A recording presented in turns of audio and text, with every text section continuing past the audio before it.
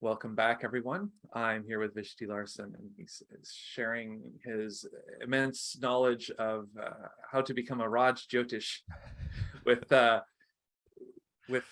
little juicy tidbits. And so we've been talking about a few topics, but one of the things that I wanted to ask you about is Parivartana Yoga. So being the highest form of sambandha and tying the effects of grahas together, of planets together.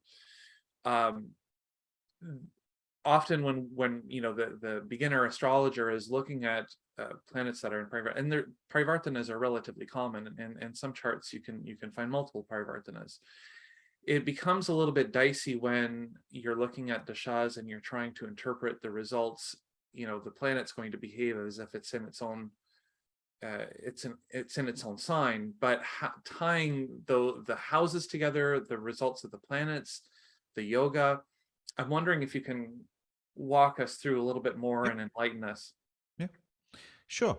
And there are levels to learning Ashtaka Varga. Okay, so like the highest level we learn in the last year of the Jaimini Sutras. Then we learn the highest level of learning Parivartana. But there are levels to understanding it. Okay.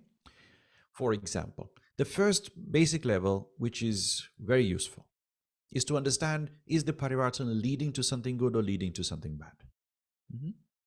And so you want to first say, all right, we follow Phaladipika. Phaladipika makes it easy for us. It says there are three types of Parivartanas, and it starts off with the worst. If the Parivartana is involved 6th, 8th, or 12th houses, it's called Dainya Parivartana. Done. Doesn't matter what else was involved. If it's involving these, it's Dainya. Just, it's poor, it's bad, it's going to lead to something bad. So there are implications to learning this, because then you realize, so the other house didn't matter. Because it involved the 6th, 8th, and 12th, it's going to involve something bad in the end. The end result is negative. That's very unfortunate to hear. And so, so then we as astrologers say, okay, what do we do about this? So when you are, say, having a Parivartana between a good house, let's say 10th house, it's a very important good house, and the 6th house, then because 6th house is a Dushtana and 10th house is very important for one's wealth, the Kendras all are, okay? You could go bankrupt according to Parashara. Now, let's be careful, all right? So before saying that, maybe a bunch of people will start asking consultation from me saying, Visti, save me from bankruptcy, all right? Hold your horses a bit before we get there. And there are also very easy remedies for this. So 10th and 6th, let's say. And what's happening is where this Parivartana is a process. It's as if the Graha said, I'm not doing this work myself anymore. I'm delegating responsibility to that Graha I'm in Parivartana with. So imagine Surya. Surya is in the 10th in full glory. I am 6th Lord, let's say. 10th Lord in the 6th. 6th Lord in 10th, excuse me. I correct myself. This could be, the Lagna could be that of, what's that? Pisces. And Sun is in Sagittarius and Jupiter is back in Leo. So they're in Parivartana. 6th, 10th Parivartana for Pisces Lagna. And so Surya is in the 10th and he's 6th Lord, saying, I am supposed to be the great giver of punishment. I am 6th Lord. I will give danda to the person. But I'm not doing it myself. I've delegated all responsibility to my Sishya, Jupiter. All right? Or it could be the word Duta. Now Jupiter here is not Brihaspati Duta. Okay, it's some other Duta of Jupiter, of Sun. Sun's Duta, his follower, one of his followers who is like Jupiter. Okay, that's what's happening actually. Sun delegates, here, you do it for me. So later when you see Parivartanas, just remember, oh, delegation has happened. It's delegated.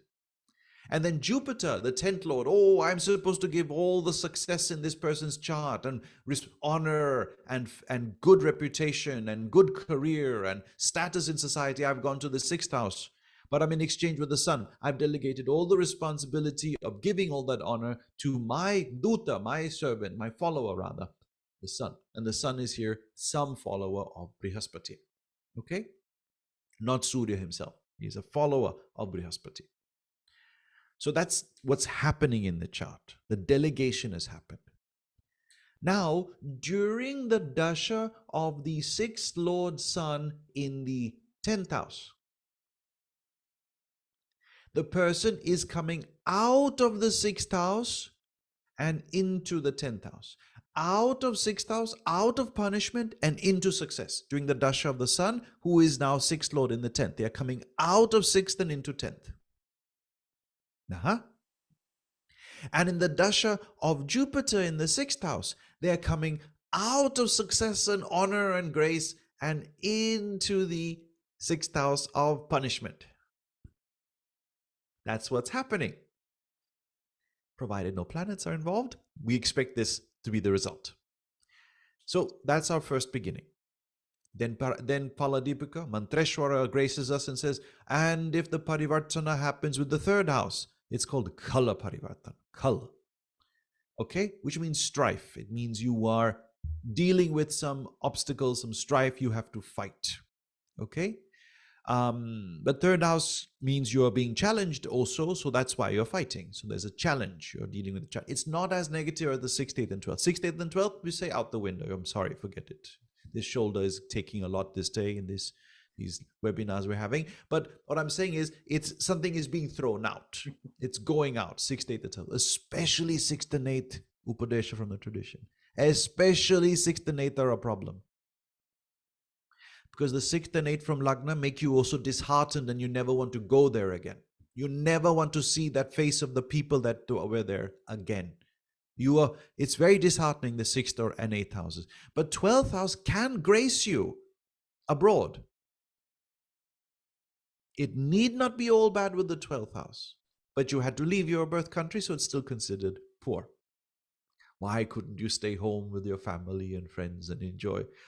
You are so unfortunate you had to go abroad and become a millionaire in US. I'm so sorry to hear that. Wait, it's not all bad, right? 12th house need not be all bad. Keep that in mind. Okay? Provided you do have the opportunity to go abroad. Keep that in mind as well. So we have the levels. 6th, 8th, 12th problem. That's highest problem or lowest standing. We don't love that. Middling, Kal Parivartan, 3rd house, separate category. The rest of the Parivartanas in Mantreshwara, all other house Parivartans are called Mahaparivartan. Congratulations. But the same logic exists. In the dasha of the planet in the house, you are going from its lordship to that house status. You are in that state during that dasha. Do I make sense? Right. That's the beginning of learning Parivartana. Easy peasy. Okay? Beginning. Next level of Parivartana that I'm permitted to share, which is still on the easy side, but it requires a bit of understanding because you asked me about timing events, dashas and whatnot, what's happening, what's not happening. Okay? And that is if the Parivartana Graha joins another planet. Okay? Then it's complicating your analysis a little bit. Okay? Because let us say in the same example, Pisces ascendant, Sun in the 10th, Jupiter in the 6th, and Jupiter has joined Mars in the 6th. Then during Jupiter Dasha or Antardasha, we're not getting the results of Jupiter, we're getting the results of Mars. Now, this would apply regardless of Parivartana. Okay? Mm-hmm. Regardless. Mm-hmm. So, similarly, if a person's in that chart running Mars Dasha Antardasha, they get results of the Parivartana of Jupiter. Okay. Now we're on the same page again. Now it's like, oh, okay, yes. Then somebody will ask me, what if Jupiter is joined Mars and Saturn over there? Who will do what? Who is stronger? Who is the best over there? Okay. So then based on that, you will give the prediction. Because then you have to delegate, levels to it. Then the first level is, and this is Dasha based, it need not be just for the topic of Parivartana. Okay, Jupiter is the most benefic, Saturn is the most malefic, they're exchanging results, and Mars is in between, having nothing to do with them. So in such a case of Jupiter, Saturn, Mars in the 6th house, then in Saturn Dasha, Jupiter Parivartana with Sun is happening. But not in Mars. Okay. Okay. Okay. Now, then I'm permitted to take this one step further. All right? In the tradition, we will do this. We will say, hey, look, there's Sun and Saturn and Mars over here in Leo.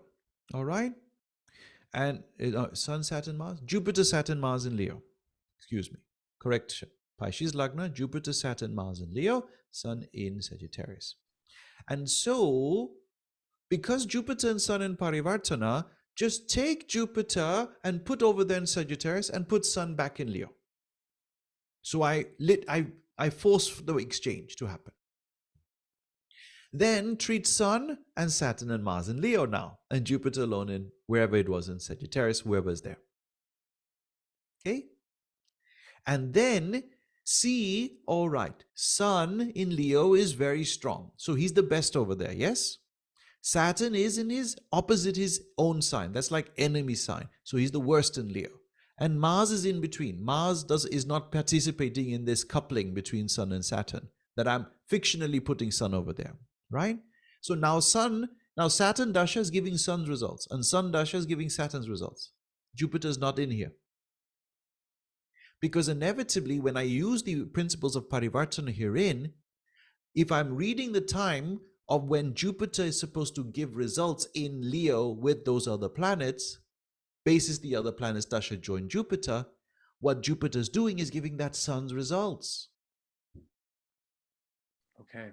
Because it's 6 from Lagna, it is negative. Anyway. Okay?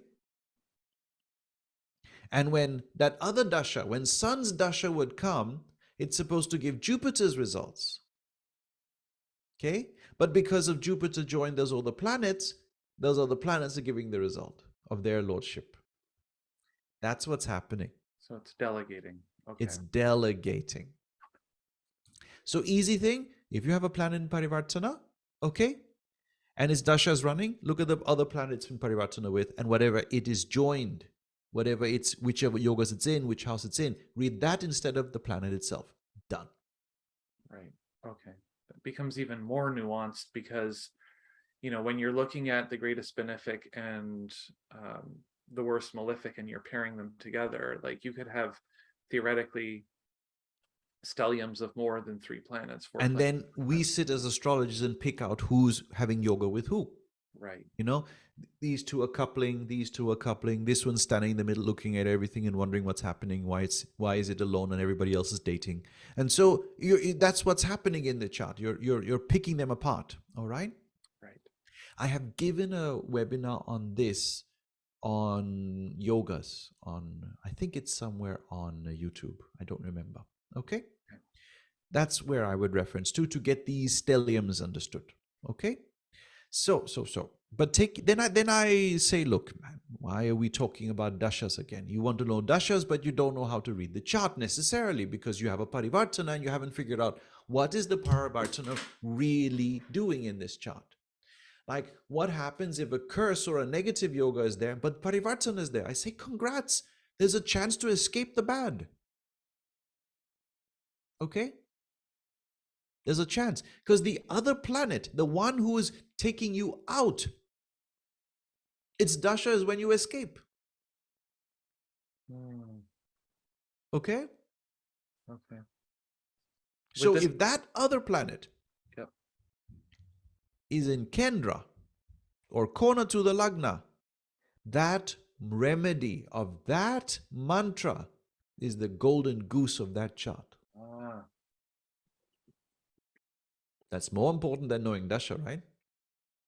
Absolutely. It could be that action, that remedy, that activity, that daily thing the person does, all right? That person indicated by that planet and that house, they are the savior. Would this apply for any graha that's in any type of negative avastha? Like we're talking specifically in the context of a curse, but Anything. For example, like if a Anything. planet was MKS or Maranakarakastana, but it was in Parivartana, then Yeah. the other, It can come out. okay. The planet can come out of Varna Karkstana. I do prefer that other planet, let's say you have Jupiter in the third house, all right, in Aries, and Mars is in the 10th house. Is that in Aries? That wouldn't be third house. No, Mars is, no, that wouldn't work. No, we need another Parivat. If Jupiter is in third house in Aries, and Mars is in let's say, so that would be Aquarius ascendant, right? And then Mars has gone to, let's say, the 11th house, which is Sagittarius. Okay, then that 11th house Mars is at least in 11th house. That's a little bit more benign in the third house Marnastan. So there's a chance that Mars can take Jupiter out of Marna Karkstan. See, this is not the best example of taking a person out. It's from a terrible place to a less terrible place, Right. if you ask me. Okay, Mars in 11th, I wonder how great that is all day. Somebody will say, Visti, malefics in 11th are fantastic. I say, yeah, do you know why? Do you know why they're fantastic? Okay, then they're only relatively more fantastic. Okay, so so like that, Parivartanas can save the day. They really, really can. They can really do magic for the chart. We love Parivartanas if they're in the right place. Okay? They become a means of taking terrible, terrible karmas, the worst of the worst karmas, and you just say, activate that planet, and the person says, whoosh, I escaped. I escaped. I literally had a way out of this bad situation. It is like that. The person finds a way out, which was out of a terrible situation where everybody says there was no way you will get out. No, there was a tunnel underneath the jail. I found it. Okay. Yes, there was a mistake. The police officer realized that they took your car, but they were not supposed to take or stop your car. Although you were just bringing hunting gear, and you got arrested for not carrying a license because it was your friend's hunting gear. But then the policeman sent you to jail and whatnot and fines and whatnot. But then the policeman realized, oh, you were not permitted to stop the car because the tail light was not broken. Okay, things like that come up. Weird things. So that's how Parivartana can work. Now, then there is more advanced reading of Parivartana, which I'm not getting into, the dynamics of Parivartana, how these yogas change based on the state of planets. I think before the session you had mentioned, what about debility? Can Parivartana take a planet out of debility? Yes, it can. It very, very much can. Yes. So yeah, absolutely. That's how we work with Parivartana. Wonderful. Wow, I'm gonna look at Parivartanas in a whole new way now. Thank you very much for sharing.